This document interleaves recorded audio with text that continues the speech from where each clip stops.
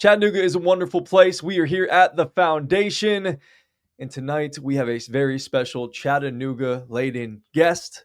Are y'all ready? Hey, Joseph, hit that theme music!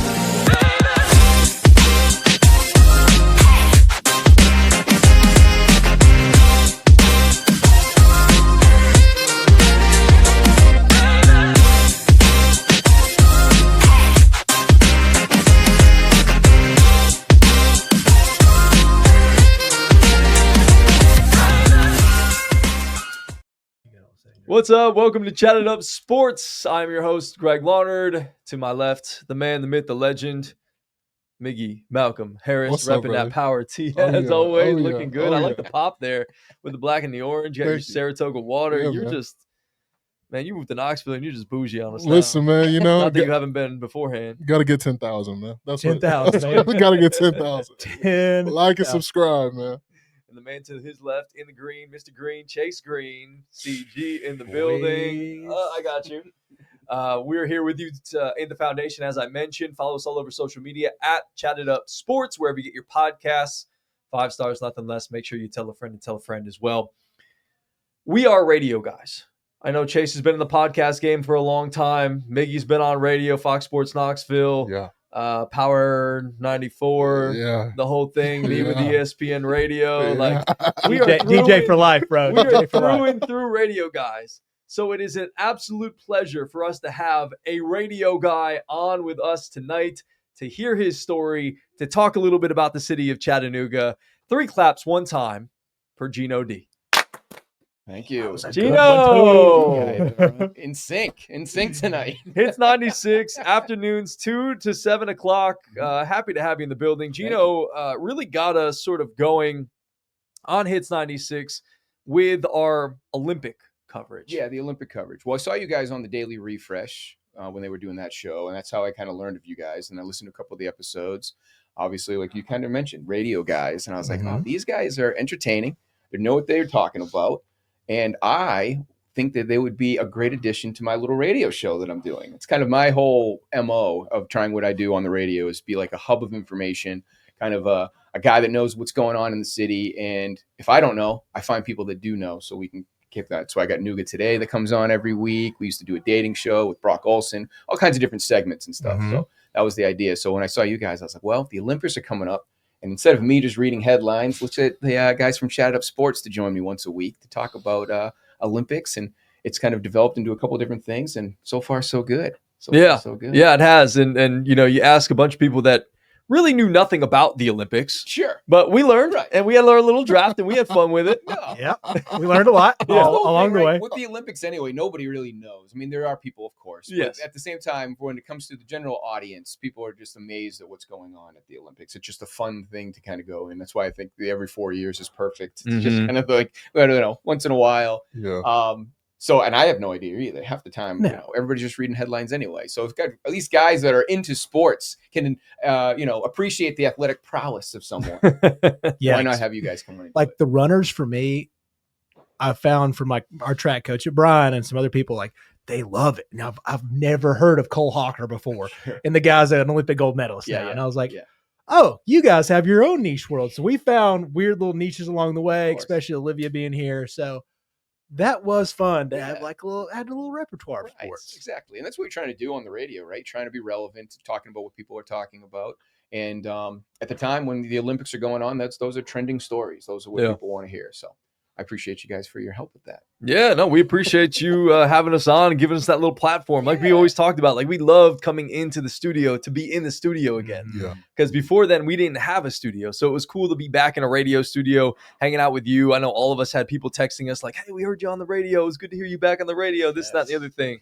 So we've come a long way with that. And now we're into twice a week sports minutes with you, which is always fun. Which is great. You guys are getting a lot of feedback. I know it's not as fun probably for you because you don't get to come into the studio and all that, but they really do connect. And you guys are hitting areas that we don't necessarily talk about, talking about high school sports and what's happening in the sports world. Miggy just talked about it tonight, talking about what's going on in the NBA with the playoffs, and what's going on with the NFL draft. It's just great because it's stuff that we don't necessarily cover, but it's just enough. That's why it's the Sports Minute. It gives them a little bit of an edge, and then we post it on our website. And every time I kid you not, we get text every time, especially when it comes to the local high school sports, because I think they don't get enough of the shine, you know, when it comes down to it. So just to hear their school and hear their name, occasionally we get some text. A lot of the parents texting in, thank you guys for highlighting. I think it was high school wrestling was a big one that you guys are doing. And anytime you get to mention, plus UTC, of course, it's just great. So sports minutes are going a long way. Sweet. I'm kind of surprised that Miggy was talking about the NBA after his boy and his Lakers got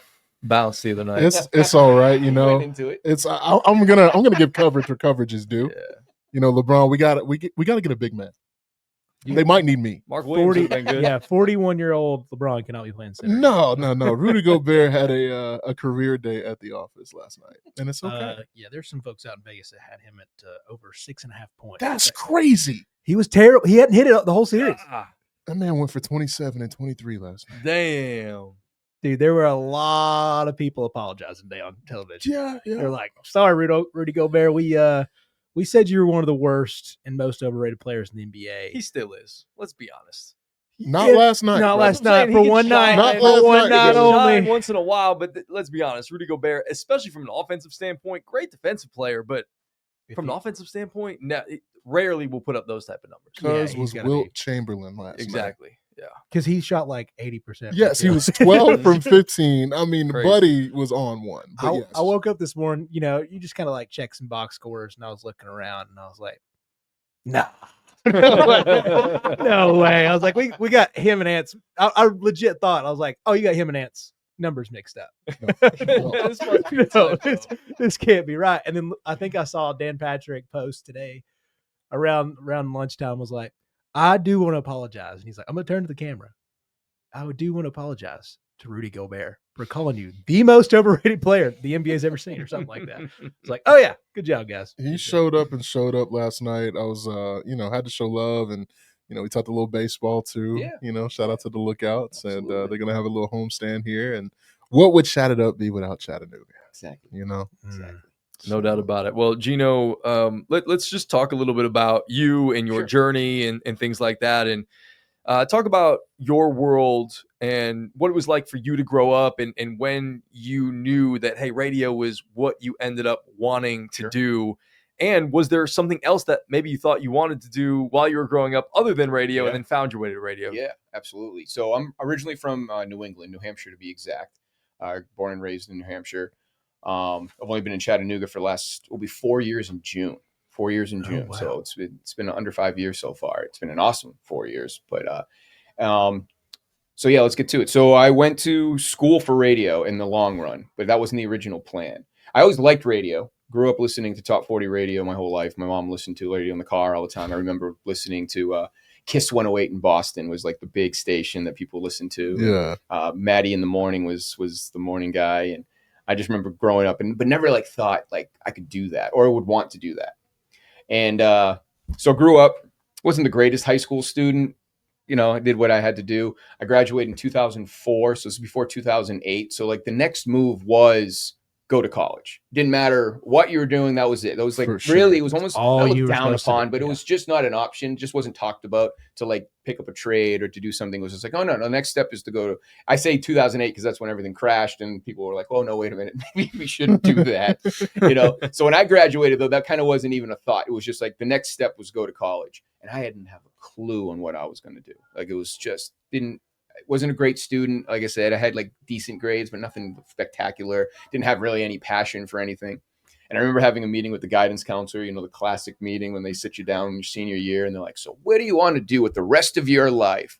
And I remember being clueless. And I'm like, I really don't have any idea. So the guy looks at my transcript and he's like, well, you do pretty good grades in English. Why don't you be an English teacher? And I was like, okay, like Sure. Sure. And that's really how I was like, okay, that's the next step. So I started to apply to schools, and then it's so funny to be an English teacher or to go for an English major, right? They want you to write all these essays and they want you to do all this stuff. And I was just not feeling it. Like I had no passion for it. So I started selecting schools where I didn't have to write as long of an essay. And I only applied to 3 schools. I got into 1, and that was like, okay, decisions made. That's where I'm going. So I went to school in Salem, Massachusetts. That's where all the witch trials and all that. Yeah, I was like, I'd recognize that name. Yeah. Well, it's funny because I'm from Salem, New Hampshire, is where I grew up. which gets The confused a double- lot of the time. the for double Salem? Yeah. So Salem has just always been in my life. So I went to Salem. At the time, it was Salem State College. Went for about 2 years, English major. Again, the first 2 years of college, you're kind of just messing around anyway. Yeah. And I was taking like an extra class, and I took a public speaking course.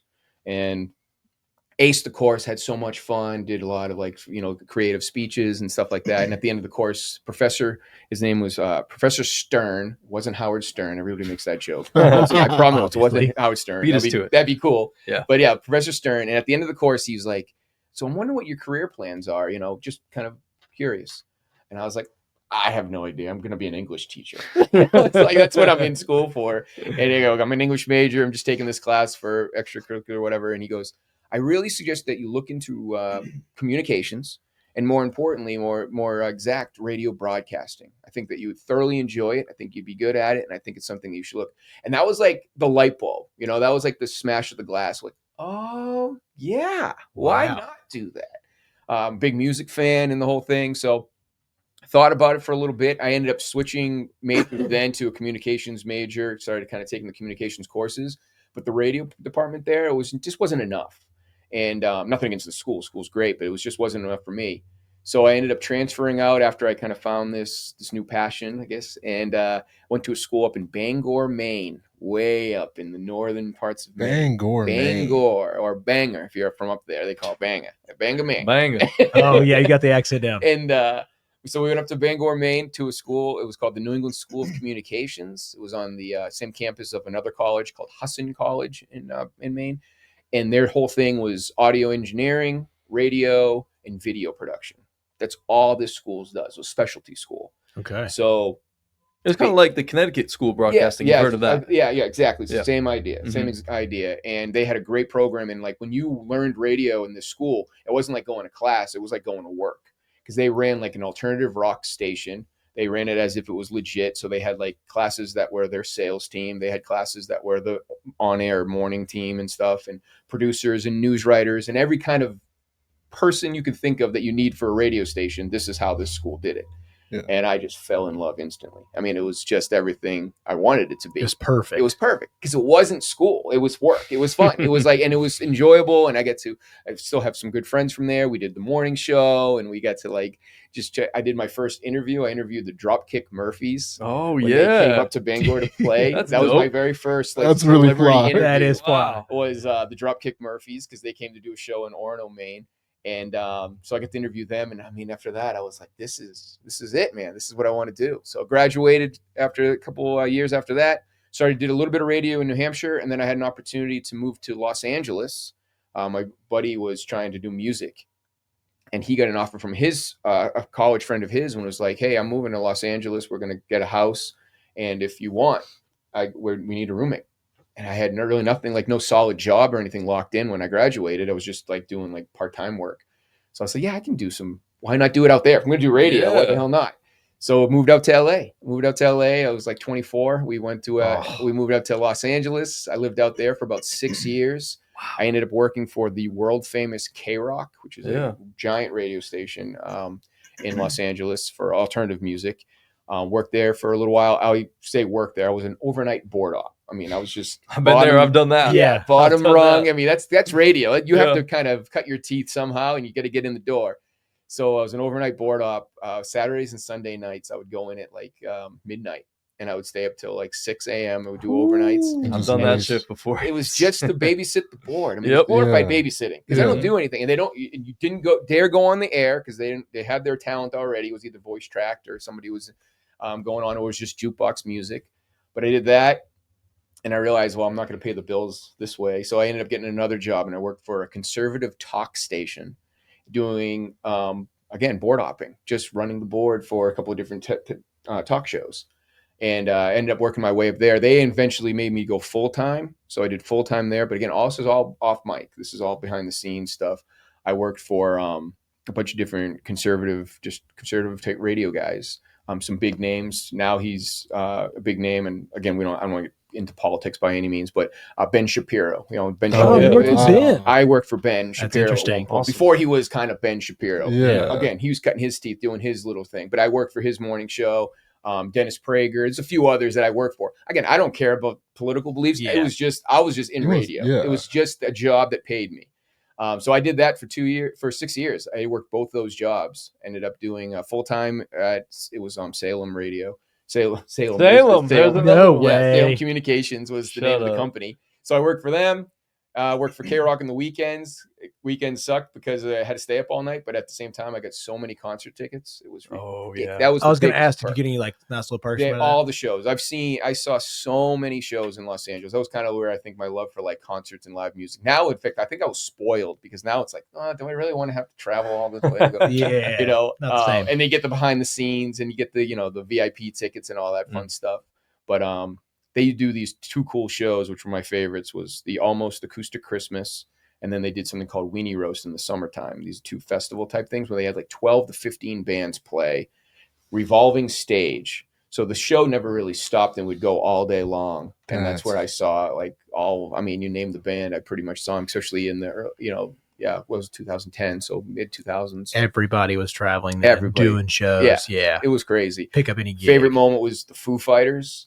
So they do this cool thing when they, at Weenie Roast, one of their shticks, I don't know if they still do it. I don't even know if Weenie Roast is still around, to be fair, because I know the station's gone through different things. But they always had the shtick of this whole Weenie Roast thing was, of course, it was a barbecue and it was outside and it was this outdoor concert. But there was always one mystery act that nobody knew about.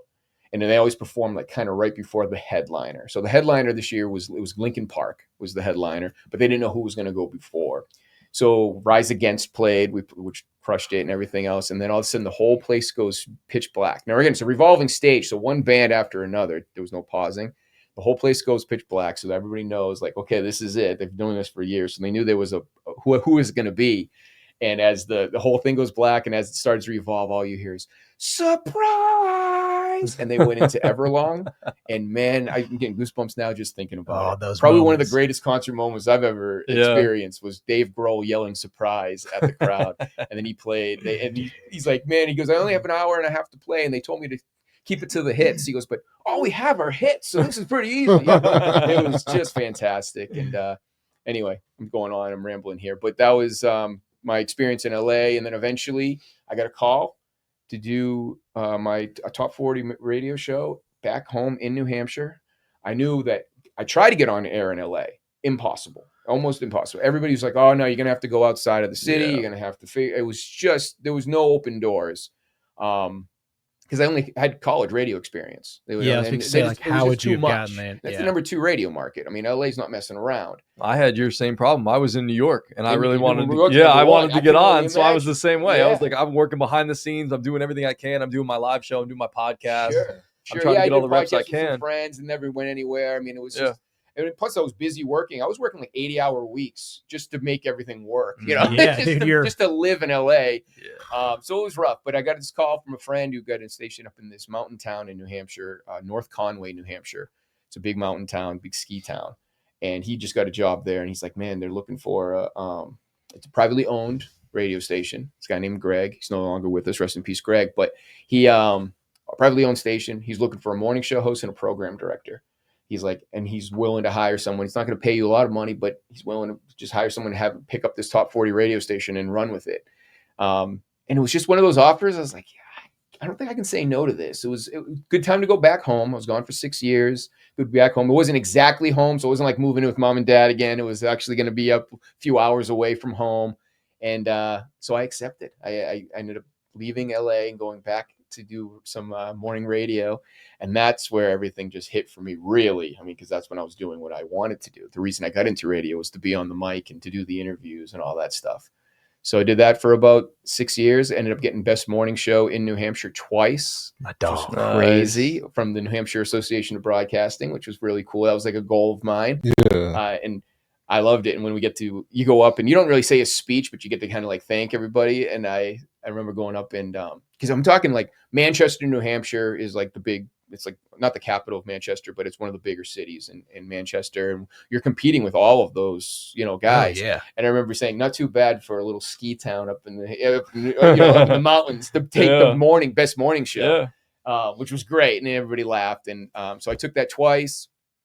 And I was having a ball. I really was. We get to work with, again, college friends that were working there. So it was fun.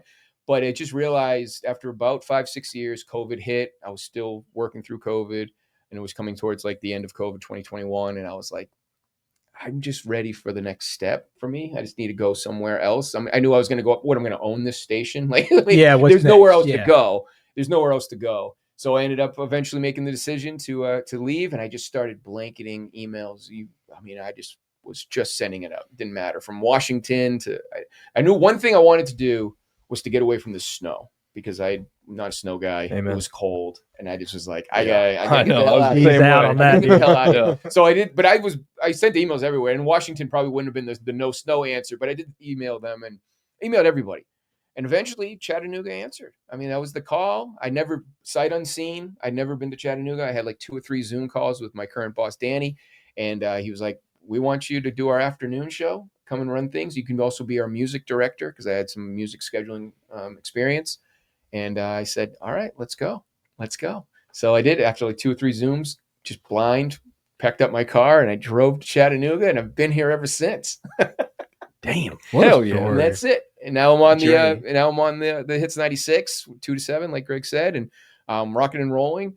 And I started to become a member of the Tennessee Association of Broadcasters, and I wasn't on the air for 2 years, and ended up getting best radio personality in Tennessee. So I already have that under my belt. My dog. Hey, So that trophy case. And that came quick. That was not supposed to happen. That was like one of those things. My boss Todd at the time, he's like, we're going to send in for a bunch of stuff. We usually send in every year. We'll see what happens. And I was like, okay, I'll put a demo together, but I don't think I just got here. Yeah. I'm still like learning how to say some of the towns. It's like who, and they gave it to me. We went to Nashville Country Music Hall of Fame, and they said my name, and I went up there and accepted the award. Wow. I get the trophy. Best radio personality for a small market versus major market. Of course. But hey, I'll take it. I'll take it. W. So, and there it is. So we're doing it ever since. And we're the number 1 top 40 radio station, and we can't complain. Can't complain at all. That's sweet. That is so dope. So that's it in a nutshell anyway. Sorry if I went too long there. No, we want to hear that story. That's the story. But yeah, it was all because of that professor, and that extra class, him kind of, sometimes it takes that person to kind of break the glass for you, to kind of make you realize, well, no, you can do something. And it's funny because I did listen to Top 40 radio. I love radio. It doesn't matter. Sports radio, talk radio. I just love the idea of it. I've always liked it. And for that realization to be like, yeah, you can do this. You can actually have some fun with it. And I love playing games, and I give away prizes. And I mean, that's what we're known for. Hits 96. We're constantly You did that with Daily Refresh as well, too. Yeah. Like, You're a games guy. Yeah. You're a good games guy. I'm a games guy for sure. Yeah. And the Daily Refresh, I mean, that was a whole thing too. And then they, News Channel 9, for those that don't know, they started a new show, and we have a connection. News Channel 9 is basically our news affiliate for Hits 96. So they started this, they were doing that lifetime style, that lifestyle show. And they're like, we need a segment that's going to talk about pop culture. And I was like, well, I know a guy, me. That's what I do. I'll come on once a week, and we'll do it, and, free, but I'll do it, just because it's fun and experience. And I had no TV experience. So that was kind of fun to be able to kind of learn a little bit about the TV. I mean, I don't have to do much, just sit there and talk like I am now. But and we did some pop culture stuff with them. And then that's when that kind of developed. Like, I think one week there was not much going on. I was like, can we play a game?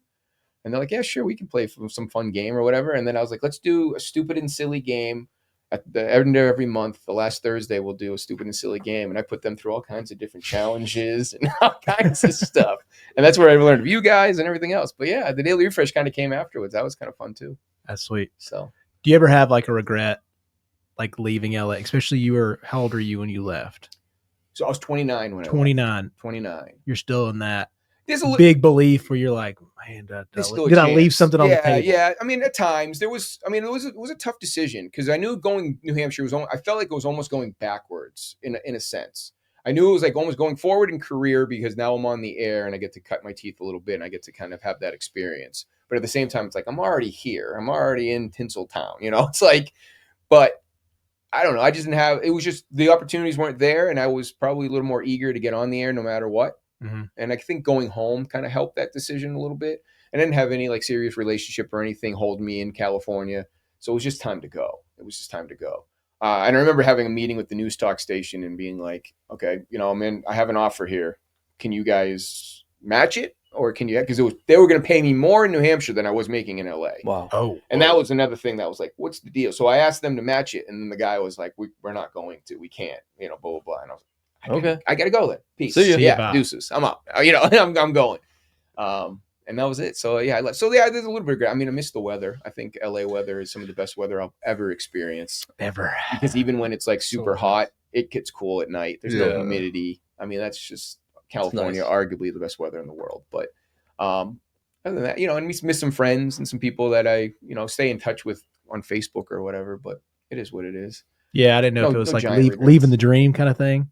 Well, only because I went to continue the dream. So it's not like I left. So one thing if I left and then started like it was a hard labor job or something. Yes. Or, like went to do a 9 to 5. That'd be Yeah, like, you didn't come back to work the coal mines. Yeah, exactly. So that's why it was like, I'm not laying brick. I'm fine. I'll we're be okay. Cool. And, we appreciate all you people. Of course. Well, somebody has. I listened to Mike Rowe and Dirty Jobs the other day, and I was like, they need some workers, dog, but I don't know if that's me. So my dad, hard labor his whole life. He was a working foreman. He worked for the city of Methuen in Massachusetts. Okay. My whole life, I watched him grow up. He got that job when he was 18. He never left. Oh wow. He did that his whole entire life. Dang. And he's retired now. But it was just, I remember watching him as a kid get up. He'd get up at 5 a.m. He'd be out the door by 6. He had to be at work, and he hated it. Hated his job. You could just see it in his face. He hated it. He plowed when it snowed. He did a lot of tree work. He painted football fields. He was a hard laborer. And obviously supported me and my brother and my sisters and was able to raise a family and bought a beautiful house. And he lived life. Yeah. But I just remember thinking like, I don't want that. I don't want to get up every morning thinking like, I don't want to go to work today because I hate what I do. So that was one of my whole things, I think, my mentality of doing it. So when I found radio and I was like, oh, this isn't work. This is fun. This is something I can enjoy and look forward to each day to do. That helped the decision process too for there. So again, it was kind of like giving up LA, but not giving up the dream because I was able to continue on. 100%. For sure. So. Talking about being a music director, okay, it's always been not an aspiration of mine, but I've always been curious about selection, right? Mm-hmm. And you are kind of you have guardrails, but yes, you don't. You can really do your thing. What goes into that science of you being able to like make Hits 96? Just I've noticed it flows so well in terms of music and the selection, staying with the Billboard, but also the throwback hits and stuff like that. Well, it's interesting, and I've learned a lot because it's funny when I did music selection or music scheduling in New Hampshire, I was told be cookie cutter. There is no like decision process. It's just the top 40 hits. This is you get these 40 songs and play with them, and just go about it. So when I first got to Chattanooga and I started learning, I was like, oh, there's more of a science to this. There's more of a game to play, and you can really work with labels and get to kind of see the inside and feel songs and, break artists and that type of fun stuff. Yeah. So I've literally learned more about that. But I'm still amazed when I talk to other music schedulers or music directors from like an alternative station or an oldie station or whatever, because it's a whole different game that I would have nothing about. I'm top 40 bass now. So I have those guardrails and I like those guardrails. I'm comfortable in those guardrails because it's like, well, I get the chart to back me up no matter what. So I don't have to make any like wild decisions. But it's just listening and kind of learning what's going on. And now it's streams is a huge part of it, seeing what's trending on TikTok and that thing. I hate to say that, but it's true. That's just the way that the cookie's crumbling. And I enjoy it thoroughly. And it's a lot of fun to be able to kind of find these artists and play them or whatever. But we're still in that top 40 world. Yeah. So as long as I don't stretch myself too far and start playing this real crazy stuff or something that nobody's ever heard of. The whole idea is is a hit station. Yeah. So it's like, even with new music, we kind of have to kind of go a little slow, unless it's going to be somebody like Ed Sheeran or Taylor Swift that you just know it's going to be a hit because they are who they are. So that's kind of what the game plan is just kind of watching those. And then when it comes to the recurrents and the old stuff to stick around, it's basically whatever makes it to the top, you keep those in your library. For sure. It's just whatever is, we categorize all the songs. So whatever becomes an A song, that's your top thing. Once it's all done and it's run its course, that never leaves the library. It just goes into a bigger category, which we call recurrent, and then there's golds and super recurrent, and it's just all categories. There's an algorithm to it, like anything else. But yeah, it's fun. It's fun, but there's so much more to a science to it than you would ever think when it comes to organizing and playing the music. You know, and people always go, "Oh, you run the music at Hits 96. Why am I hearing the same song every hour on the hour?" And I say, I love that you listen every hour on the hour, but it's not designed for you to do that. I'm looking for 15 minutes. That's all I want you for, because that's when we get the tick of the listener. There's something when it comes to our ratings and all of that. But then at the same time, I'm just trying to catch as many fish as I can with my net. So if I know that song is going to stop people on my dial, then I'm going to play that as many songs. It's like having a baseball team. We'll go to sports. You're going to play your top 9 guys, right? You're going to play your starters, because those are the guys that you know are going to perform for you. And those are the songs. So that's why when you hear, I think right now we're playing Kendrick Lamar and SZA's Luther. The song's dynamite right now. It can catch everybody. Bruno Mars and Lady Gaga, that Die With a Smile. Talk about a hit they never planned on being a hit. That song won't go away. It's streaming like a monster. It just doesn't stop. It doesn't matter. And the listeners are like, "Oh, we've heard this one." It's like, I know, but trust me, the person that just turned their car in hasn't heard it in a while, and now they are. So that's why when you listen to Top 40 radio, it's like every 15 minutes you'll hear like 2 or 3 of the bigger songs that are popular. Then you might hear a throwback. You might hear something that's like a little bit old, but not really. And then maybe a new artist. And that's because you got 15 minutes to play and you're trying to give them a little bit of a mix. So that's really the method behind why it's the same songs over and over again. It's just only because you missed the last 15 minutes. But, it's not like we're playing the same artist back to back to back to back to back. It's just you're listening an hour and then you're off from the store or you're off doing something. And then you get back in the car and, well, it's been 2 hours. Of course we're going to play that song again. Gotta hit it. Gotta play the hits. Gotta play the hits. And that's what we are. I mean, it's a hit radio station. So no matter, and that's what I love. And I'm trying to bring that back. And I think it's been interesting the last couple of years. Top 40 radio should be everything. It should be hip hop. It should be pop. It should be alternative and country now. And it's just, that's what it should be. So country music has finally kind of made themselves mainstream. People like Morgan Wallen and Luke Combs and all of those guys now kind of getting these Jelly Roll. You're so big now, dude. They're massive. It's incredible. So we used to get emails right when Morgan Wallen was hitting, like really big, and we were playing the crap out of him. I mean, everything that guy did, we were playing, still are. And people were like, "Well, you're not a country station. I don't know why you play Morgan Wallen." It's like, no, we're not a country station, but we're a hit station. And this guy is on the top of the charts right now. So I'm going to play Mr. Morgan Wallen. Certified hit maker. Yeah. I mean, that's just the way it was. So, and the way it is. So that's really the science behind the top 40 world, is just making sure that you're playing your power songs, what we call them, and trying to play them as much as possible. And then it's just, when it comes to your recurrence, they're former power songs. So anything that really did well is what you're going to keep listening to. Yeah. And gets into the new artist, that's when you start playing games with some labels and stuff, and it can get into it. They might say, we have an artist coming to town. That might help us make our decision. We don't have to. Everything, it's all free choice. But, it does help, of course. The song, have you guys heard the new song? It's called, a band called Almost Monday.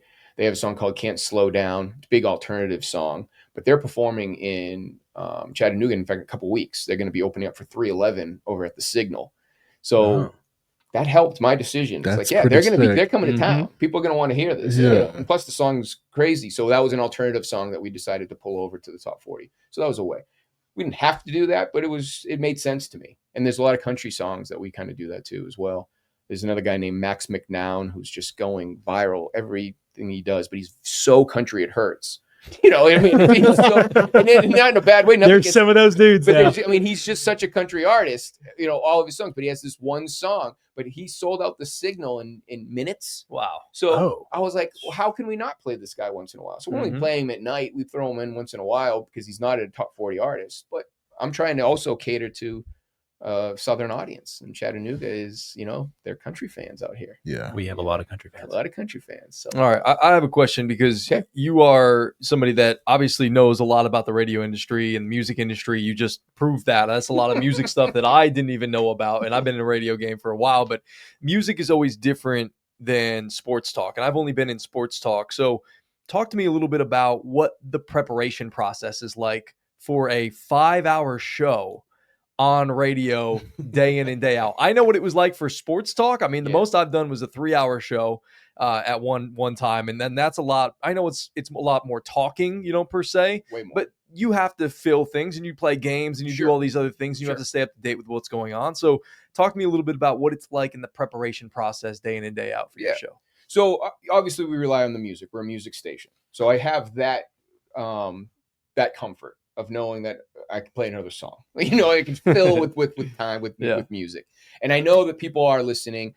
Although I will say it can be argued, and maybe this is another discussion for another day. I think it can be argued that the personality-driven radio is kind of making a comeback in the sense because now music is so accessible. But to go back, when you're a music-based station, you want to play as much music as possible. So when I talk on the radio, unless there's like a guest that's coming in, like you guys, or something that's going on to go on, or playing a game that's kind of interactive, it's usually less than a minute, 90 seconds at most, of when I'm talking. So it's really like, okay, yeah, you're doing 5 hours of radio, but at the same time, but I'm talking 90 minutes twice, and then like in between that, it's in between songs. So at the most, you're talking maybe 30 seconds.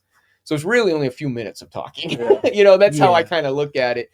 But so preparation, though, is just kind of finding what to talk about. Now, Hits 96, we're very blessed in the sense that we get a lot of ticket giveaways. That's where I get to play my games that you're talking about, and I get to have some fun with the audience and do that.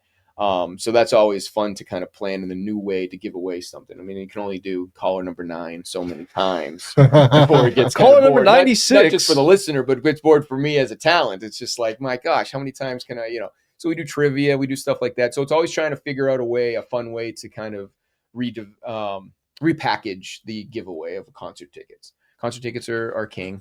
I mean, the only thing that I've noticed that people want more than concert tickets is Dollywood tickets. I swear people will do anything for a Dollywood ticket. Dude, like, we love a good Dollywood weekend trip around here. I love Dollywood. I've been a couple times, as a young and child. I get it. I understand it. But at the same time, I mean, I think people would give their firstborn. I mean, it's just incredible what these people do for a Dollywood ticket. I would put my little brother to work a whole day just so we could get Dollywood tickets back in the day. I'm not afraid to admit it. No, sure. No, people love it. So that type of stuff. So it's all about repackaging.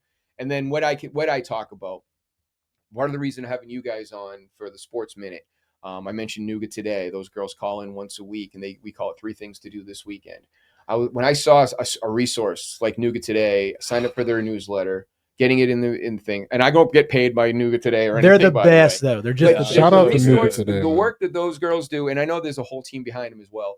They do so many things, and I was just like, man, this is radio gold, because this is everything that I should be talking about, being part of the local community, and I think that's the lifeblood of radio, and will forever be, is being local, because again, you can get your music anywhere. Mm-hmm. So now it's like, okay, well, what can I add that Spotify is not going to give them, or whatever, Apple Music? So it's always being local. So I'm always looking for something like that. Now there's a game you have to play, because you can't promote everything. And then at the same time, we need to also have sponsors and do our own events and stuff, because that's where it gets a little fishy. People are like, oh, this guy wants to talk about everything. So I start getting emails about, yard sales and stuff. It's like, well, okay, I can't talk about, your fundraiser for your kids, whatever, your school. But, there's games that I have to play. But that's a big part of it, being local. And when I saw that, go back to Nougat today, I was like, well, instead of me just reading this newsletter or picking things out, why don't I have these girls come and join me? We'll talk for 3 or 4 minutes, and they'll do it. And it's a conversation, which people like to listen to way more than just somebody rambling. Yes. And that's what happened. And I've been doing it with them for now it'll be almost 4 years, because it was like one of the first ideas I had when I first got here. I was like, I'm just going to use Nougat today to be a resource.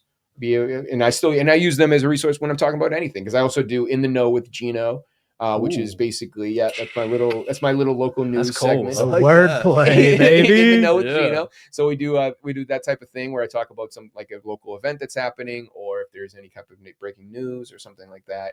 It's always something going on.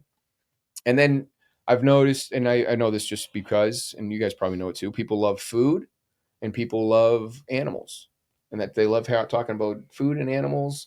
And then, of course, we're top 40. So I do a food news segment to get to that. Animals, we're working with the Humane Society all the time. Anytime I have a chance to work with something that's helping animals, people just seem to care a little bit more. Yeah. And then we get to kind of go and talk to celebrity gossip and stuff, because that is the top 40 audience. It's those men and ladies that just like to love that celebrity gossip. Like a little tea. They like a little tea. Yeah. So Like we do. tea. So I do the celebrity. I session. call it the celebrity beat. The celebrity beat, and I give the top story of the day, and that's when I get to spill the tea, talk about some stuff, Taylor Swift fighting this one or whatever's going on, the whole Diddy thing and all of that stuff. It's just that's when I get to kind of play that game, and it's fun. It is, especially speaking of that, the last couple of weeks have been great for my wife in the sports world.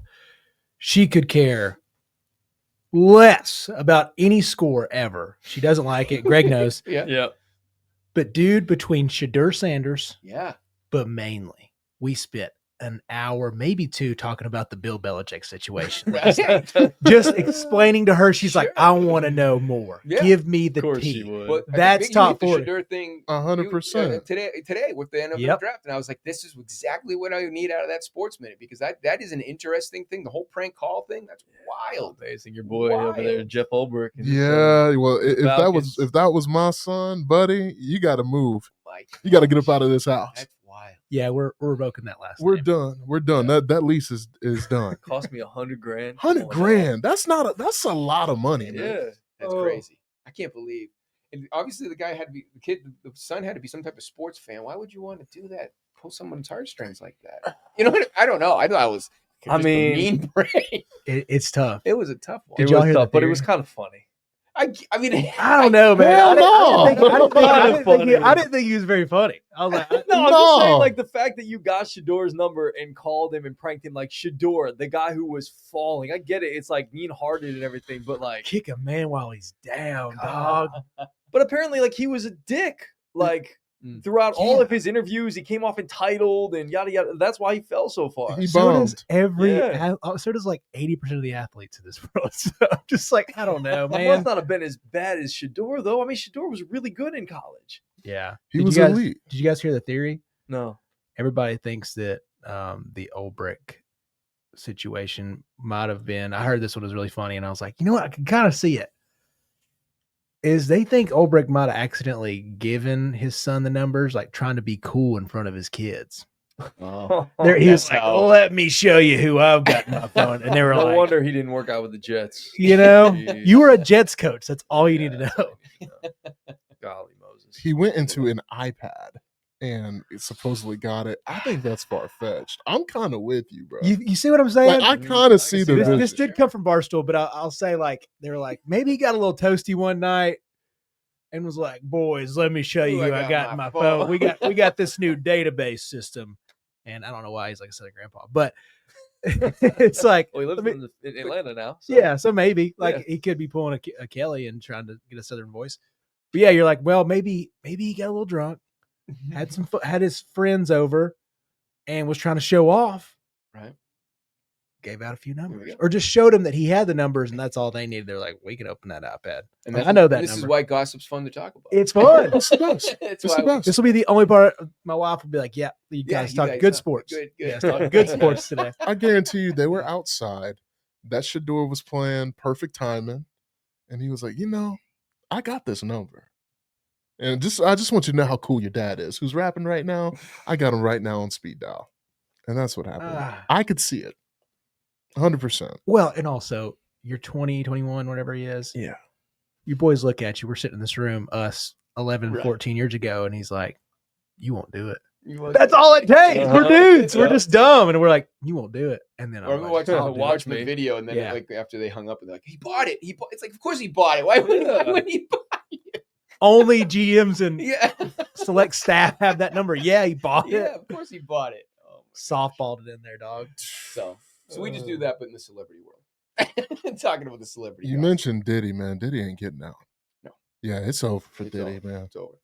Had a good The run. Buddy. His team now, last I read, and it could have been updated, it was a couple days ago, but they were saying that their defense is that because he was wasted, he's innocent because he wasn't in his right mental capacity. Again, it's BS, but that's what the Woo, defense is going. That's his defense right now. What a defense. And they have a doctor that's like basically ready to kind of say that when it comes to the trial time and say that he was not in the right mental capacity. The problem is it's not Diddy's doctor; it's some doctor that's just looking at different examinations of other people.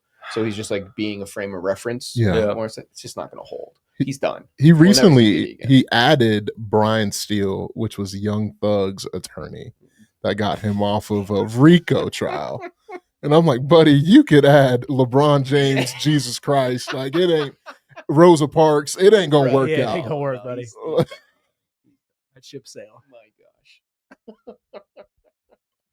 So I had a question because we were talking about music, and you're just a fascinating dude.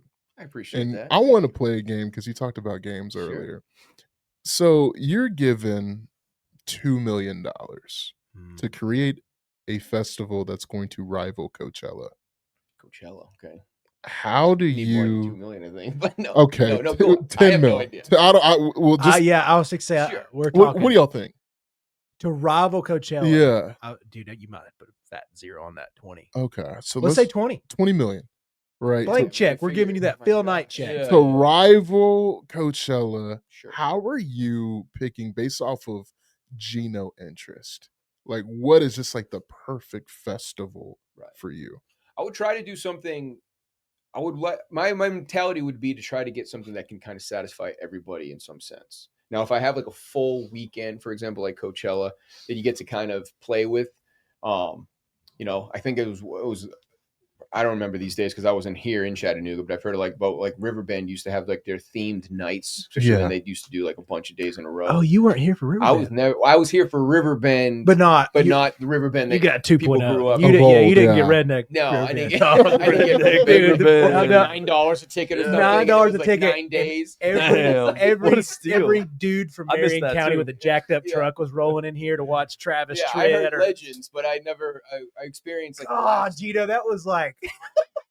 I don't even know how to describe. It was prime the right word? Probably not, but it was damn fun Chattanooga. People used to sneak in. I mean, it was just, they said it was just nuts. Oh, you could just switch out pins with your friends. Yeah, it was just all kinds of stuff. Oh, yeah. But I like the idea of having like themed nights to an extent if you have a thing like that. But I mean, I'm an eclectic music listener.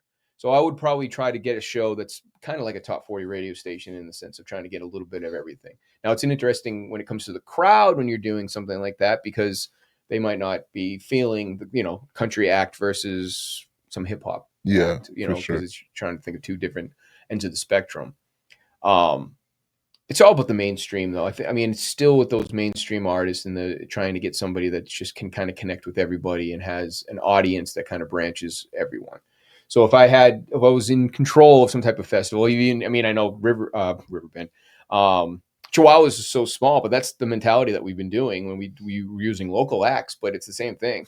We have somebody from hip hop that's going to represent country. We're going to have somebody representing alternative music as well as pop music. And it's just kind of a nice thing. It's not going to piss everybody will like it, but at the same time, somebody will really feel the country artist, but they'll respect Suevo when he comes on to see what he's going to do with hip hop. Shout out to Suevo, by the way. Suevo is our headliner. That's my guy. That's my dog. Suevo is awesome. So it's just one of those things. So that's what I would do. I don't know who I would actually pick when it comes to that. I mean, of course it would be budget and stuff. I mean, obviously you got your big names that are going to do, Who's your headliner right now? Who's just your I mean, well, you couldn't go wrong with I might get some hate, but you couldn't go wrong with Taylor Swift right now if you're going to do a show. If I have, money's no object, right? No. I would hire Taylor Swift to do a show because she's going to pull in the people. Yeah. I mean, I saw Taylor's show when she did this whole Eras tour. It was a nice radio perk. I was able to go to the show. I was able to sit in the. It was actually at the arena in Atlanta. State Farm.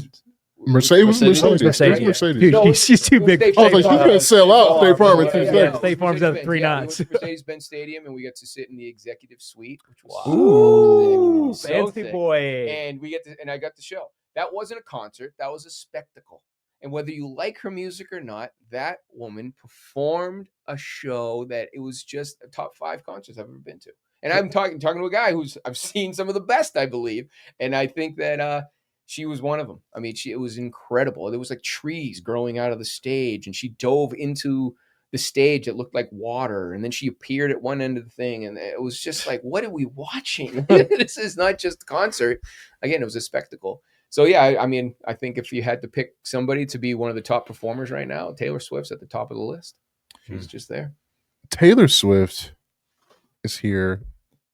Beyonce. When it comes to legacy, Where does that fall to you guys? Like, Yeah. who is? It's always like the a battle. Jordan and LeBron debate. Mm-hmm. Like, truly, like, there's not a wrong answer, but for y'all personally, like, at the end of the day, when they both pass away, who is more influential in music? Influential is an interesting word. Or I don't know- impactful, rather. Well, I mean, because Taylor's done what Taylor's done, right? But Beyonce's done what she's done too. I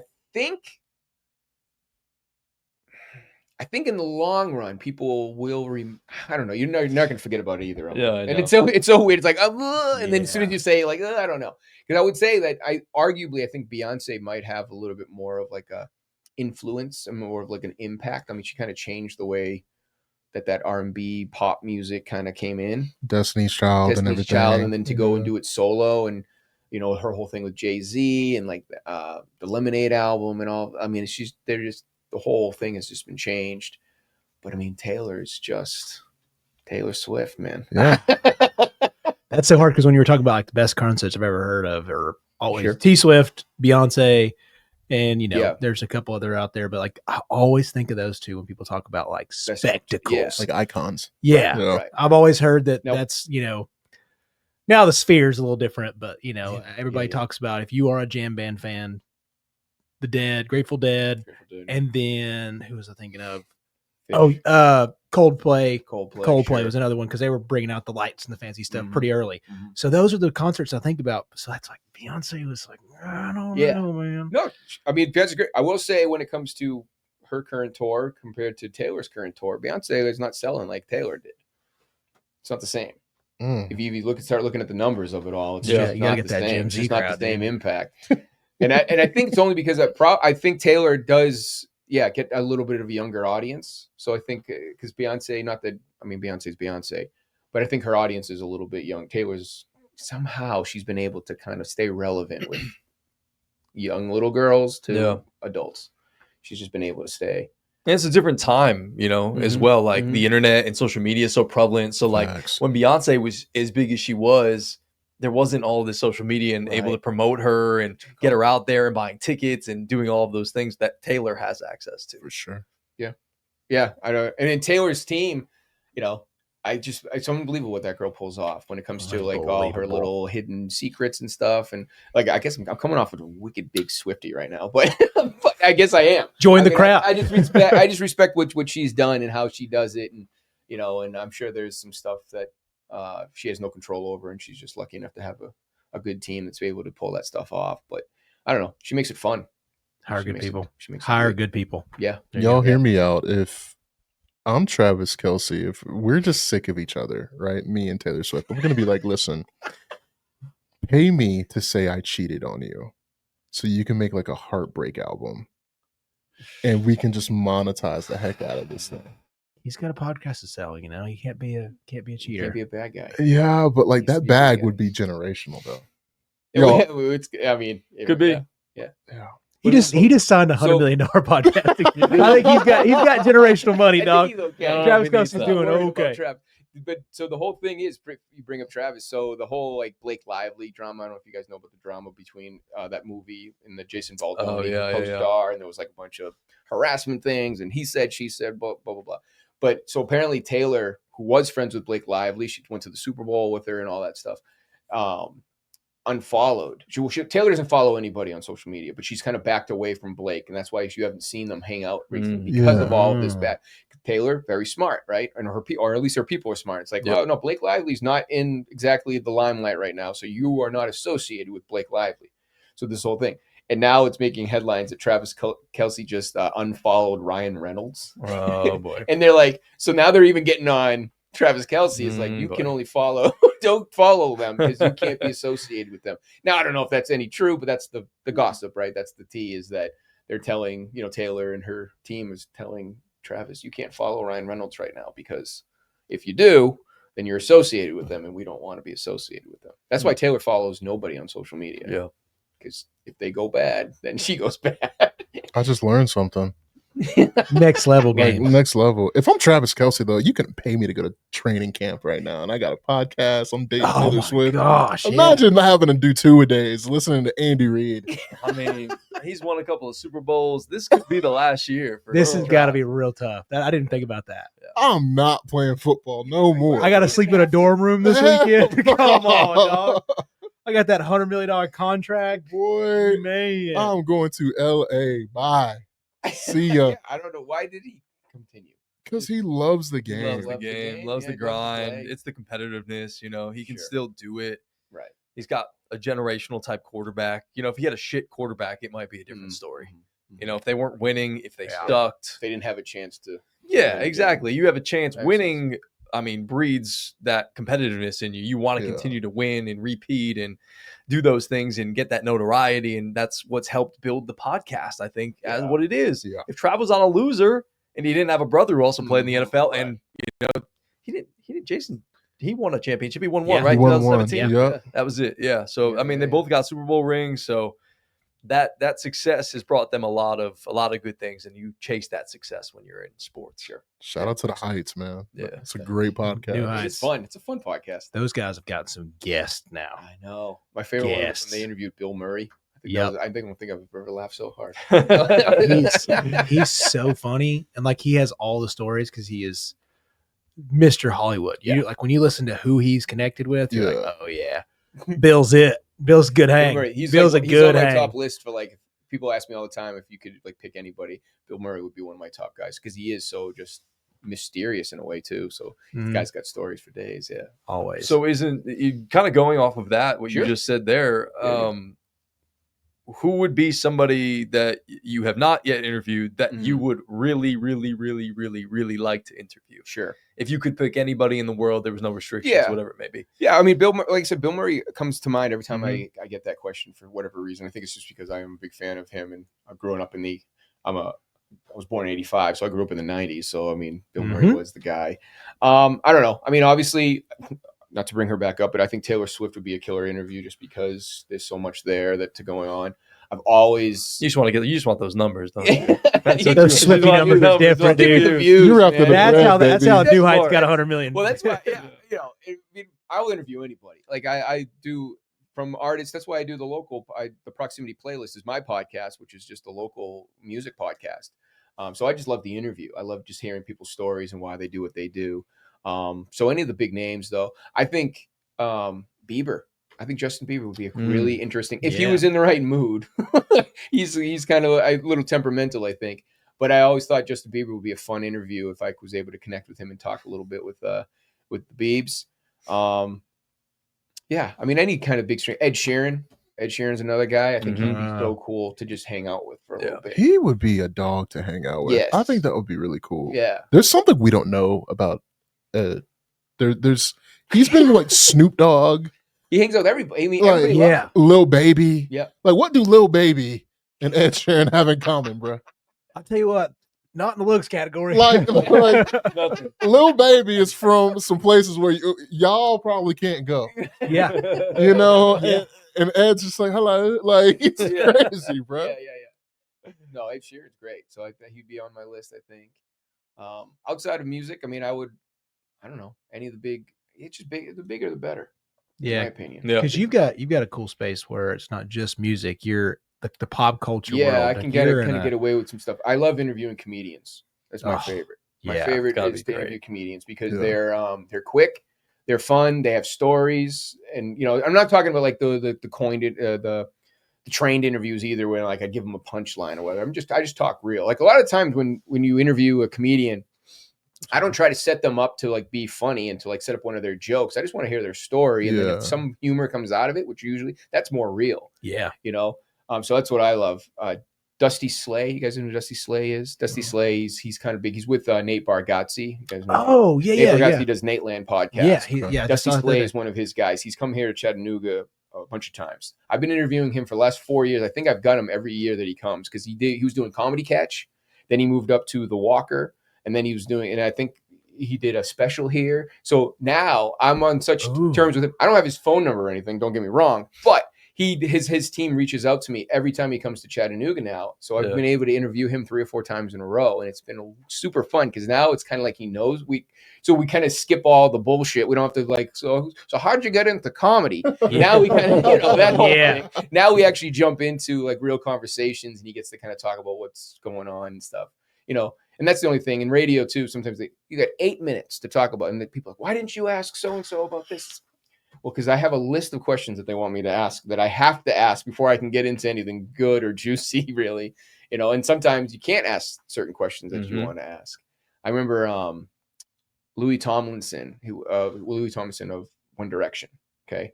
Remember the One Direction guys? Oh yeah. He did a solo thing, and he came in, this was like 2-3 years ago, and he was coming through Chattanooga. He wasn't doing a performance, but he was doing listening parties with different radio stations, and we got selected to be a radio station to do a listening party. So we ended up going over to Southside Social. We cleared out one of the like back rooms right there where they play darts and whatever's going on there, and we were able to we were limited. It was only 50 people were allowed. That's including staff and listeners. So only 50 people could be in the room. It was he was the president or something. It's like so bougie, yeah. But they had like all these restrictions, and they gave me a packet of questions not to ask. Couldn't talk about the band One Direction. Couldn't talk about any previous relationships. Couldn't talk about any of the stuff that you would want to kind of just talk about his new music. Now I snuck a few. I was able to get a few in. We had a couple nice little things. He did mention the guys of One Direction and kind of being in a boy band versus not. But yeah, so sometimes there's those restrictions where you can't necessarily ask the questions that you want to ask, But he was cool. I mean, it was fun, but it was strange. Interesting. And they made us like get extra security because they thought that the place would be bombed out. And at one point, it's fun. It's just too much inside baseball, but we were promoting the show. We're promoting the event, and we were like, you have to listen. If you hear Louis, whatever we did, it was caller number 9 type thing, blah, blah, blah. And then you get a friend to come. And we promoted it, and we were like saying Louis Thompson's coming to Southside and we like were talking about the date, and we like put all this stuff out, and then his team got back to us like, you're not supposed to say where he's going to be, and they like got us all like super nervous because we're like, wait a minute, did we just really let this cat out of the bag? So they made us pull everything down, and we changed some stuff. So it was out for maybe like 3 or 4 days, and I mean it blew up our website, like probably the most clicks we've ever received. But there was like maybe 3 or 4 girls hanging out outside Southside when he arrived. It wasn't like, but we did pull it. Maybe there would have been a bigger crowd if we let it go for 2 weeks like we usually do, or who whatever. knows? But that was like the first time that we were just like, okay, did we do something wrong here? But he was cool. I mean, it is what it is. My favorite interview so far, not to change subjects, but my favorite interview so far. I was going to ask that, so go ahead. Was Hosier. Wow. I interviewed him at Moon River last year, but the last year they did it. He was the epitome of a rock star. Yeah. You want to talk about somebody that was is like talking to somebody on a different level. I don't know. He's super sweet, the nicest dude. He introduced himself as if he needed to. Like, like sometimes you do those interviews, especially at like festivals and like things like that. The artist is like sitting there and like they don't care. Like, it's just like, oh, it's my 5th interview, and it's like whatever. And they don't like. He was super cool. He came in, he shook everybody's hand, including like Lindsay's my videographer from the station. Like he made sure he like met her, and like it was just, I was like, this dude is awesome. And then talking to him, I could have talked to him for hours. I mean, he was just super chill, super cool.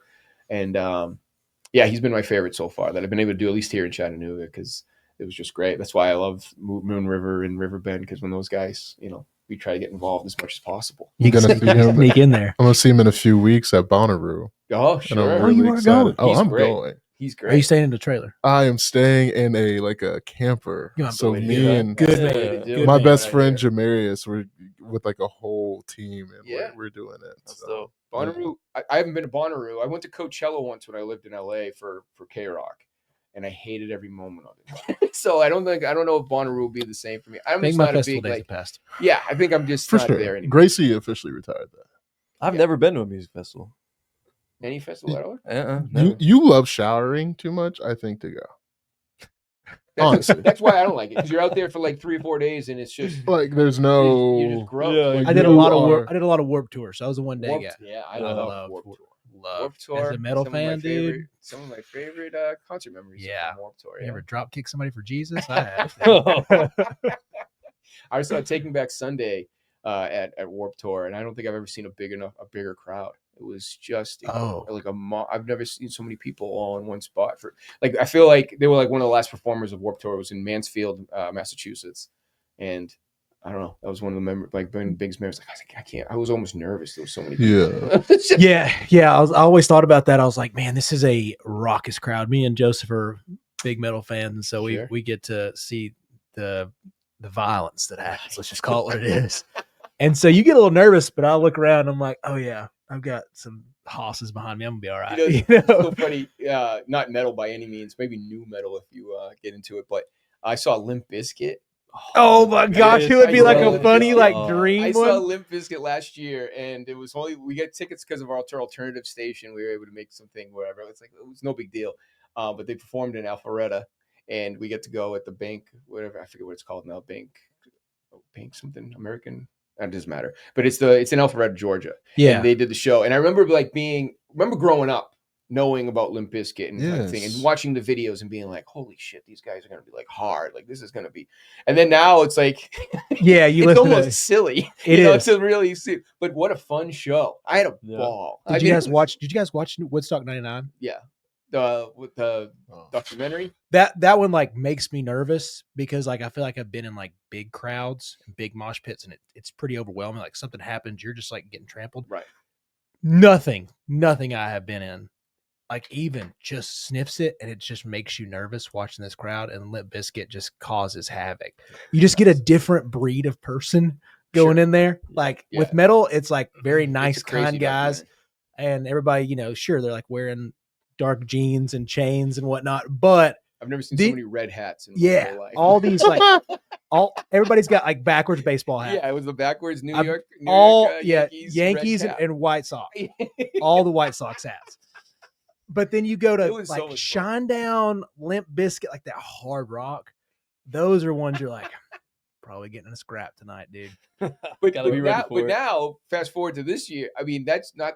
It was like the nicest people at the Limp Bizkit. I know. I mean, everybody was chill because they're all older now. I mean, they're all like, "Wait, we're not going to get in." Yeah, like even life Fred insurance now. Fred's on stage being like, "You guys don't need a mosh pit. It's fine." He's doing his thing.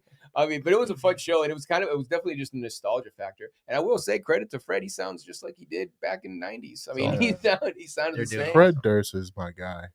I think he's very cool. He had kind of a bad rep just because he was kind of at the time. He's beefing with Eminem too. Yeah, I mean, he was kind of bit off a little more than he could chew at times. But I've always liked Fred Durst. He's actually a pretty good movie director too. Really? What did he do? He did nothing huge, but he did a movie called I think it's called The Education of Charlie Banks or something like that. That was him. I've heard of that. Yeah. And then he just did another movie with John Travolta called Moose. It's a fucking weird movie, but it's pretty cool. It's good. So I don't know, Freddie Durst. It's in the hot dog flavored water. What's the name of the album? Yeah, Chocolate Starfish. And Chocolate Starfish. I was missing. I was like, bro, what is that album? Chocolate Starfish. That's the best album ever. Bro. Chocolate Starfish and the hot dog flavored water. Yeah, that's what I always loved about him. He had like the screech in his voice, and it was like hot dog flavored water. Bro, that was my album. 10-year-old Miggy was out here. Exactly. And that's why we went to the show. I did not know you had that in you. Oh, bro. I listened to that when I was working out yesterday. That makes me so happy. Yeah. He's working out. Love it. Oh, come on, man. I got to get the game. Well, he has time now. Yeah, it's actually time. Bro, I've worked out so much. Since I'm not a truck driver. You really have. Oh, Malcolm, he's got his route this week. I got my 44-inch jug. It's awesome, man. I know I keep talking about music, but I want to kind of shift towards the city because one thing I've noticed about you is that I follow a couple like folks in music here. Okay. And Hits 96 does such a great job of incorporating Chattanooga. And as of late, specifically like community events, you kind of seem like the only entity that really embraces that. Obviously that was you, but like how did you just make these connections and like just stay so committed? Like we've been a part of multiple events. Obviously you're with us and it's like you're invested into Chattanooga. Why did you take that approach with the city? It was more, Chattanooga made it easy, to be fair. It was a nice, easy city. When I first came here, I found it very accessible to be able to be like, oh, I can kind of connect. I don't know. It was a fun city to be a part of. And I noticed that. And when I started kind of being introduced to the local music scene, there's always a performance. There's always something going on. And I knew it was like, it's not like Nashville where everything was a little bit bougie in a sense. Mm-hmm. I felt like it was a little bit more connected here. So that was something that I saw as an opportunity to be like, oh, this would be kind of cool. But it goes back to what I kind of said earlier. I believe that the lifeblood of radio is locality, right? I think it's just being local, what's going on. And when it comes to a city like Chattanooga that has all of these events, that has everything going on, a way that I could get into it, being a music station, being a music fan myself, was to kind of connect myself as much as I could with the music scene. And not so much with, the bar bands or whatever, nothing against those bands, but I love talking to those local artists that are trying to make it. Yeah. That's the fun. And I love giving an opportunity to these artists of playing their song on the radio. And the cool thing is, and I know Power 94 has done that for years. Yeah, for sure. And I know there's other bands. I'm not the first guy in town to ever do that. I completely understand. But I think what's interesting about what I'm doing compared to others is that our audience is way bigger because we're a top 40 radio station, and it's rare for that to happen. So it's one thing for like, a little public station to do it and stuff like that. But for us, I don't know. I mean, it's cool to have your song played next to a couple of the others, the big names, and to kind of see it. And it was actually, I was playing with that idea, and I reached out to a few, and it's all it is. It's just kind of connecting on social media and trying to reach out. And I'm lucky enough to have a platform that kind of excites people a little bit more than just say of like, I'm just doing this thing that I'm trying to make happen. And all credit to those people that are doing it, guys like you guys doing the podcasts, wherever you can do a podcast. But I was lucky enough to be like, well, you can come to the radio station, and there's thousands of people that are going to hear you no matter what, and you're not going to be famous by any means, but at the same time. And it was actually Quattro Cinco. I don't know if you guys are familiar with it. Yeah. That's our brother, man. Quattro Cinco. We were out there at the teddy bear toss. Yeah, teddy bear toss. I mean, you want to talk about a guy that is just unbelievable. He's one of my favorite people in the world. Yeah. And he was the first, him and actually Lilac Line, who's performing at Running the Chihuahuas on Saturday.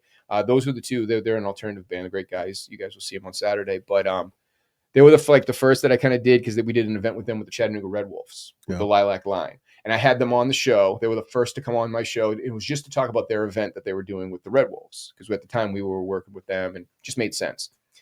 After that, Quattro saw that and sent me a message and was like, hey, man, I have a new song. Do you mind if I come on? And it kind of, again, that light bulb moment of like, yeah, why not? Why not? And I looked up Quattro, and he has his own following. And I mean, he's just a professional. He's just trying to make it. If I'm putting my money on anybody in Chattanooga right now, no offense to anybody, but Quattro's my guy. I think he's on the rise. Gloss the world. But so when he came on, he made of it. I mean, he showed up and he had his wife with him, and he brought, I think it was somebody else with him, and he brought his video team, and like he made it a thing. And it was like made me feel good because it was just like, oh, this is a big deal. This is like, this isn't something small for him. This is a good thing. I'm doing something that is meaning more than just playing a song on the radio. And after he made of it, he kind of, I tell him all the time, you're the one that kicked the door in to kind of make this local music thing happen for me.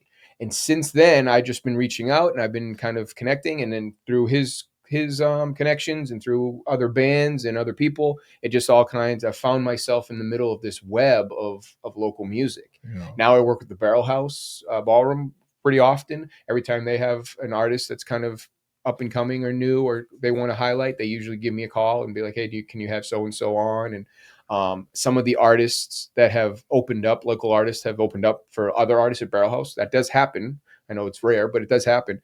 It's because they've noticed them because they were on my show, or they were somebody that I brought into focus. So I've been kind of put in a cool position to be able to kind of be that connector right now. So I kind of fell into it. I think because of the accessibility of Chattanooga, to answer your question, that was the thing. I was looking for a local in to have somebody, and I give people a reason to tune into the show, tune into the podcast, do what I'm doing.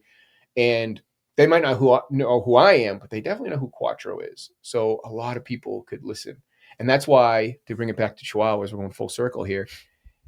Last year was the first year, and we can continue this year to make it local music. It's just a local music event. because they used to have artists fly in, and we've had pretty big names. I say we, it wasn't me. The radio station has, like AJR. Before AJR was AJR, they performed at Running the Chihuahuas. They did it twice.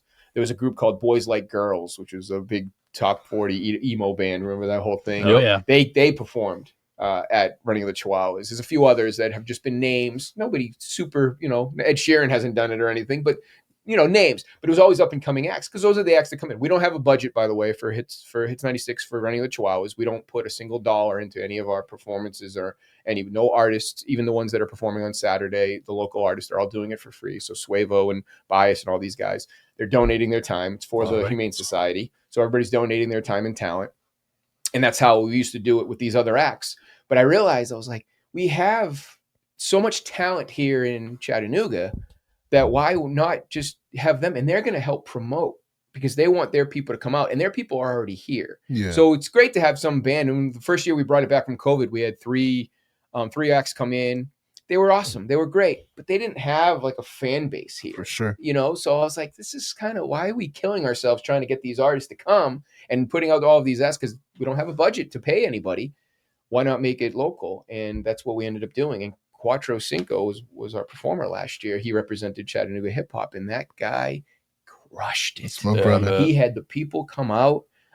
There's this footage somewhere. He posted all about it. He just killed it. I mean, he stole the show. We had Brandon Davis, who is a country star. He was our headliner, and Brandon, no discredit to him. He's like 100. He's like 1 million followers on Facebook. He's big. Yeah, he's big. He's opening for Tim McGraw. I mean, the guy's played. Yeah. But Cuatro stole the show. I mean, it was a Cuatro show, because he brought the crowd. I mean, he brought everybody. And to be fair, Brandon said, I wish I could have brought, he goes, I didn't, Brandon just had, it was just him and his acoustic guitar. Because at first it was supposed to be acoustic. Yeah. And then later on, Cuatro ended up bringing a band and everything else. And Brandon was like, if I could have brought my band, it probably would have been. So I was like, I'm sorry, dude. It's just one of those things. He was cool with it. Brandon's awesome. He was just in People Magazine. He just had twins. Wow. So good. He's doing all right. Good. I mean, that's casual, just a little featuring people. But anyway, so we had Brandon Cuatro, and then we had this girl named Jessica Nicole Brown, who's from Chattanooga. She's still doing her thing. She's super talented. And then we had oh gosh, what am I doing? And then there was a band that came in. Oh, the Afternooners, who are just kick ass, and you guys probably have seen them around. Yeah, they're doing all kinds of stuff. They've done Riverbend. And they've done a lot. Yeah, they've done a lot. So that was the fourth thing. But that was my idea, was like, let's make this it's a local community event anyway. So why not have local music? So this year we decided to repeat, and hopefully on Saturday, as long as everything goes according to plan, it will. We'll have a good crowd. No, we're supposed to. We're really excited for it. 100+ dogs, bro. 100+ dogs signed up. If 75 show up, we're in good spirits. Amazing. Because that's all we really need. To be fair, we've done this so much. We have it down to a science. You guys will see. Yeah. We race 6 or 7 at a time. The best dressed contest is where they dress up the Chihuahuas. There's some Chihuahuas that come just to do the dress up contest, and they do a little parade, and we kind of walk them around. Everybody gets to see them. That's when like the peak. That's when everybody's like watching. And then as the race goes on, I mean, you've seen one Chihuahua race, you've seen them all. Yeah. But the Chihuahua fans are huge, and they love to watch all of the races. And you see the fans start to dwindle when you get down until you get down to like the finals, and then finally some of them come back, or it is what it is. But we know it's just about promoting the community, talking about what the Humane Society is up to, and again promoting these local artists. So it's been a lot of fun. And I don't know. I was just that was a lane that I saw that I decided to step into, and it's been beneficial for me. It's really worked. And now I have artists reaching out all the time. And I will say, for all the other, I mean, I reach out to a lot of alternative artists. I reach out to everybody and try to get everybody. If you play the tuba, as long as I can, it's something that people can listen to. I'm all in. But the Chattanooga hip hop, those are the hustlers. They grind. Come on, man. It's just the truth. And not just because of Cuatro. Cuatro is one of them too. But I mean, a lot of these guys now up and coming. I mean, I hear from more hip hop artists, probably at least once a week. I hear from a hip hop artist from Chattanooga trying to break it. When that's not the same. Sometimes I have to go hunting for the other genres of music. For sure. Because I'm trying to spread the wealth a little bit, but sometimes I don't know. It just seems like the hip hop guys are into it. They understand it, and they get it. They're building a community. Like we saw that at Wavelength. Yeah, that was shout out to our guys. It's they're so great. Shout out to Trey. Yeah. Wavelength had me go do. It's the first time I actually felt like social media like impact on social media. It was so funny. They had me come. They do the Pass the Aux event. Oh yeah. Oh, yep. They do the Pass the Aux. So they had me come and speak about getting the song on the radio because one of their guys, Finding Zero, was Quattro was the first unofficial episode of having local music, but Finding Zero, which was an artist that was working with Wavelength, probably still is, was he was the first official episode. And so after I had him on and they learned about it, they're like, hey, man, do you want if you come and do a talk real quick, 5 minutes, just tell everybody what the process is and what you're doing. And as I was on this, so I told everybody and I'm talking about my Instagram and I was like, yeah, people just hit me up, blah, blah, blah. And I could feel my phone in my pocket just keep going off. And I was like, oh shit, somebody's calling me as I'm talking and I'm ignoring it, whatever. But it just wouldn't stop. And finally, I took out my phone, and it was all literally everybody in the room is following me. And I was like, oh, and I was like, oh wow, this must be what it feels like to go viral. It's like, you know, your phone doesn't stop. So that was a cool moment. And I told Trey that I was like, man, he goes, I was like, that's the first time I felt like I was, you know, somebody. I miss the famous and then a lot of the people that were on that were in that room have, you know, keep reaching out. I don't accept everybody. You know, we have to have. There's a panel of us that listen to the music that gets selected or submitted. So you have to be honest with everybody because sometimes the stuff isn't. You know, we hold a standard. Of course, it has to sound good. It has to have some type of vibe to it. But you know, I keep telling everybody, keep sending. And eventually, you'll hit it. You know, and I'm not. And the whole thing is too. I think there's some artists out there that think, well, once I get on the radio, I'll be done. That's not the case. Not anymore. Might have been a day way back when, but way before my time. So. To answer your question in a long roundabout way, that was what it was. I just found a lane that I really wanted to kind of set myself into, and it seemed to work. And since it's music, it was kind of an easy process. And so far, it's been doing pretty well. That is so far, Gino. It's cool, and it's fun. I love giving people that opportunity about being on the radio. And I know some of these artists, you know, they might not make it. They might have to settle down or do the job, and you know, you can only be young for so long, but. At least giving them keep a shot. Swinging, baby. You never know who's listening. You never know. You never know. Takes one. Never know. And to be fair, so Quattro performed at Running the Chihuahuas, and because of Running the Chihuahuas, not giving away too much of his business, but he now has a promo team that's working for him, and they found him because of Running the Chihuahuas. Wow. That's awesome. So, you know, he's not signed by any means, but it's coming. I'm telling you. I keep your eye on Quattro Cinco. Mm-hmm. He's got it. Like he really does. Well, talking to him even in his interviews, and I'm sure you guys know it, he's just in the right league. He's there. You know what I mean? Like you just talk to some artists. Sometimes it's pulling teeth when I have these local artists come in. It's like, man, you guys, you know, talk a little bit to show off what you're talking. You know, tell me why you want to be an artist. And you know, oh, I just want to do this, and I'm just looking to put out.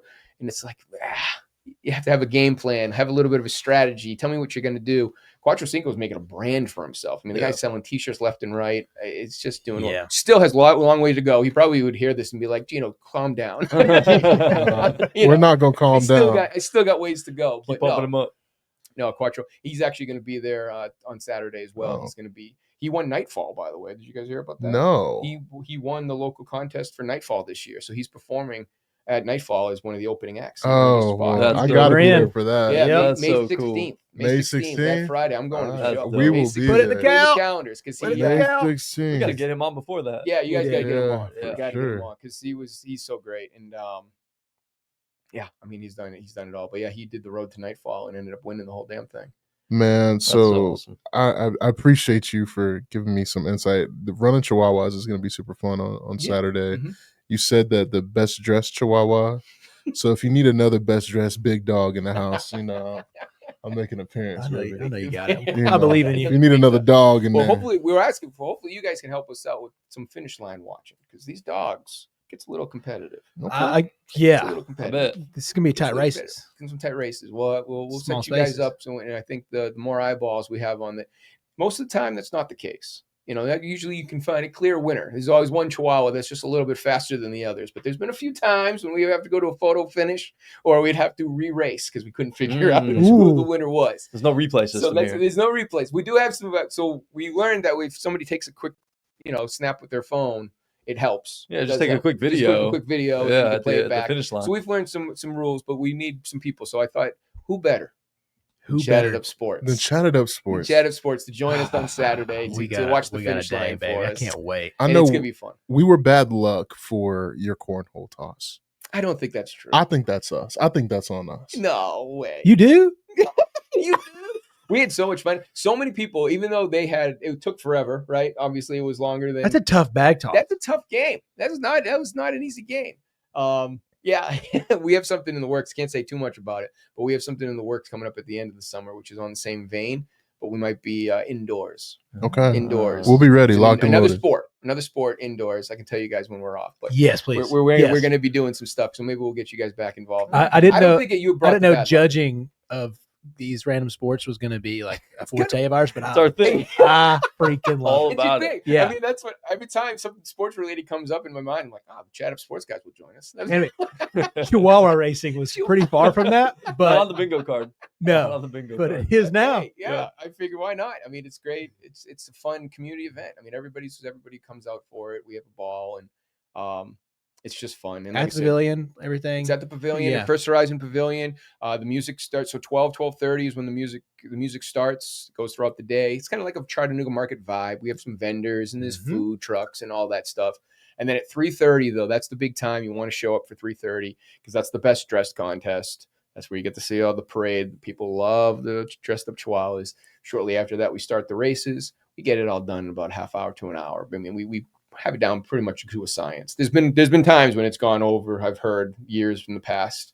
It's gone hours and hours and hours, but that's not the case this year. We'll probably be done. I've got it figured out. It's pretty easy.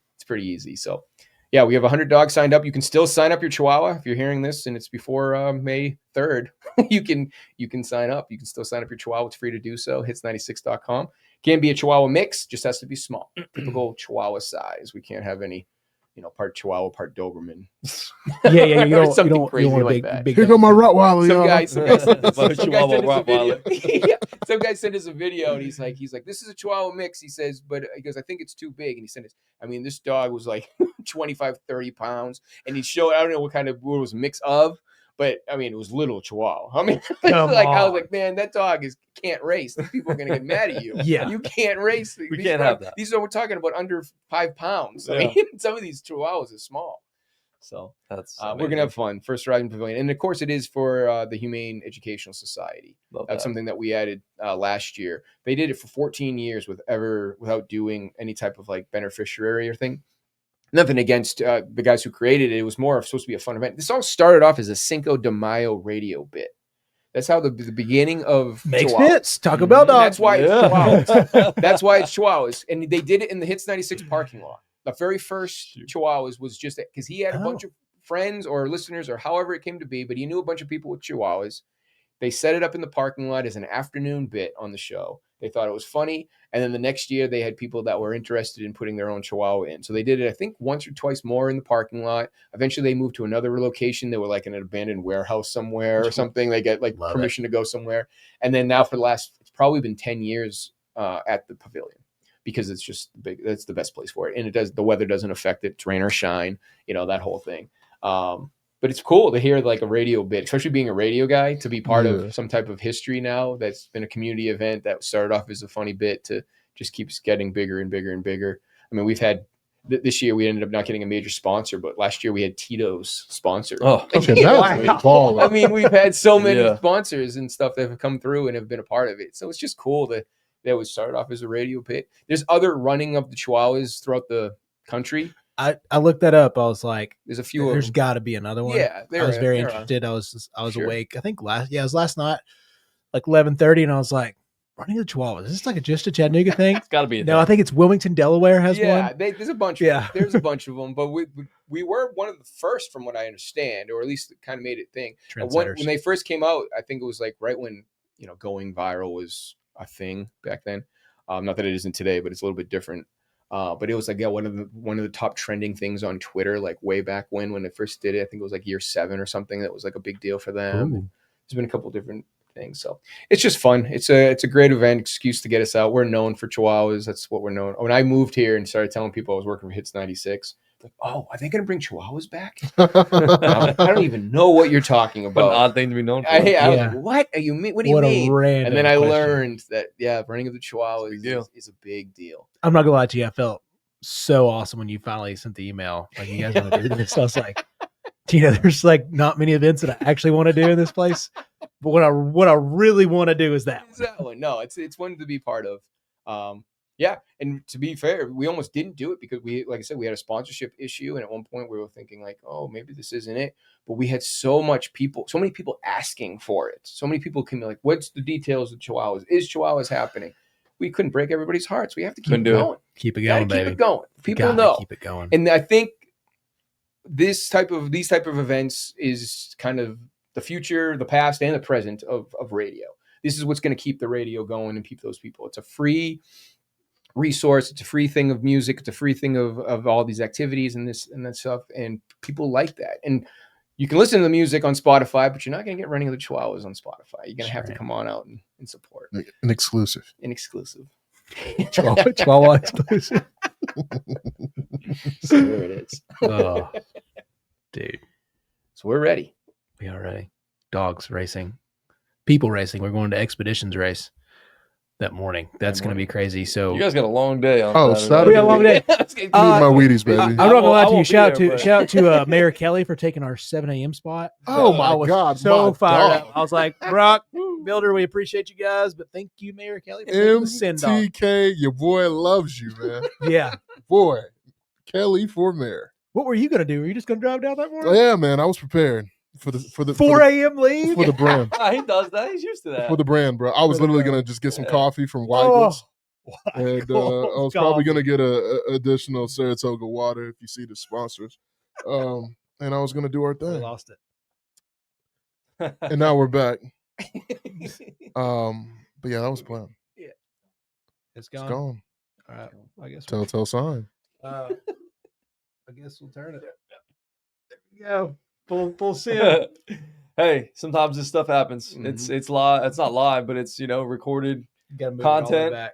And we're doing our best. Joseph Guthrie behind the scenes, keeping us going. What a view, baby. Yeah, okay, we got all of us now. There we go. Yeah. What an adjustment. Yeah. Great save. Good little audible. That's it. Boy, I look like a Christmas ham with this angle, boy. Listen, Listen, I know. honey baked. You guys baby. weren't lying. Dude, we are. getting It's toasty. warm. It's Honey getting baked. warm. Listen, Hey, to be fair, you guys set it up. I thought I was like, oh shit. Are you zooming it? Oh, It's boy. not as bad. It's not as bad as you Can we guys just made zoom up. in on the sweat beads? Oh, man, I'll God, tell dude, I'm you about to what. put you on a platter, You are Mickey. Man, man, I said, jeez. God. Well, does anything else for Gino? That's gone. It's gone. Okay. Remember we I did feel like my the, head like remember we T.I. did the cornhole thing and he was like wearing a full sweatsuit. Man, I was stupid that Oh, day. you did. You That wore was sweatpants that day. Yeah, Yeah. like sweatpants and like a hockey jersey. I was wearing a hockey jersey. I was trying to be You- fresh. It was That hockey jersey was sweet. And I was like, though, man, I dude. just found this in my closet. I want to bring it out. Yeah. Mistake. You were, Your boy was dying. that was crazy. We That was a hot day. Malcolm Yeah. Subban over here. That's why what we're doing in the future is going to be indoors because we were like, I'm not going outside. No. Never doing it again. I'm not doing any kind of physical. we can't lose activity. Miggy out there. No, man. I Shout out almost sweat towels never came in. them sweat towels never came in. Man. We need It's the future of Yeah, Chattanooga. and bucket hats as Need well. those. There you go. Bucket hats and yeah. You guys Sweat got to get towels. some swag. Get some up. swag. Yeah, we got some shirts. We got sweatshirts and things like Sure, that. sure, But sure. yeah, we need some sweat towels. Maybe a high Ready. country as well that we were in. We can get that too. In a blue. Keep if you- dreaming, you dog. hear me? Okay. All right, we got to. We're getting the move on sign from Joseph. So we unfortunately got to wrap the conversation with Gino. Anybody have anything else quickly? Oh man, I I want mean, to. it's been a great long. I could. hour This and a half this conversation. could be a That's it, good man. one. This just feels like just We'll with do the number boys. two. We'll do number two. Yeah, we'll definitely have to have you back. Anytime you guys want. You guys want to spill some celebrity gossip? I'll be down. Dude, I might come on tomorrow and talk about the Bill Belichick situation. That's Yeah. all the ladies will love this. Yeah. Yes, it's the tea is real. No, I appreciate you guys having me. I think it's been a great partnership. Like I said, we saw what you guys were doing when you were on the Daily Refresh. You learned about what obviously being part of a radio station, then being kind of kicked out of the radio station because it shut down and closed and whatever else was happening. But again, that's what I was trying to do. I mean, that's being part of the local scene was to kind of find people that are doing things. And I appreciate what you guys were doing. I thought it was kind of cool to be able to kind of do your own thing and break it up and take something like that. Some people would just be like, all right, so we're done. And Yeah. go home and Mhm. not continue. But to keep doing Pack like, it no, up. we love this. And so, yeah, I'm always looking for opportunities like that or people like that want to be a part of something. in doing this. I do something else with shout out. I should give Nougat today a shout out. I did stuff with Brock Olson in the past. We did a dating segment for a while. That was a lot of fun. And we're also doing something now with Chatham Matters. Chatham Matters is a group that does there's all the civics. They like kind of talk about the civics of the city, which is stuff that I don't know shit about. I mean, it's like way over my head, you know. But so they come on. His name's William Newland, and Mary Helen, who runs things over there. ChathamMatters.com is a great resource, especially when it comes to like elections and like the voting and like, you know, if you zoning and all this stuff, and you're just like, what does this even mean? Yeah. They break it down. It's nonpartisan. They don't talk about any of like, doesn't matter what side of the spectrum you're on. They don't care. They just give you the brass tacks of it all. And I do a segment with them every other week. They come on, kind of, they actually switch off with you guys. They're on every other Wednesday. So they come on and they do a thing. We call it Chatham Matters Now. And it's like same thing, about 2-3 minutes. Perfect. And they tell us. That's amazing. And it's just the thing. And that's what I'm trying to do. It's just kind of be a little hub of information, a little bit of everything. And again, I appreciate you guys doing the Sports Minute. And hopefully we can do some more stuff as it gets in. We got all kinds of championships and things coming up. So yeah. Gino D Radio all over social media. Yes. Hits 96, 2 to 7. Find him there. For Joseph Guthrie, Chase Green, Malcolm Harris, I am Greg Larnard. Make sure you give us a follow all over social media. And again, where we get your podcasts as well. I love y'all, and there's nothing you can do about it. Have a great evening. You the man, Gino.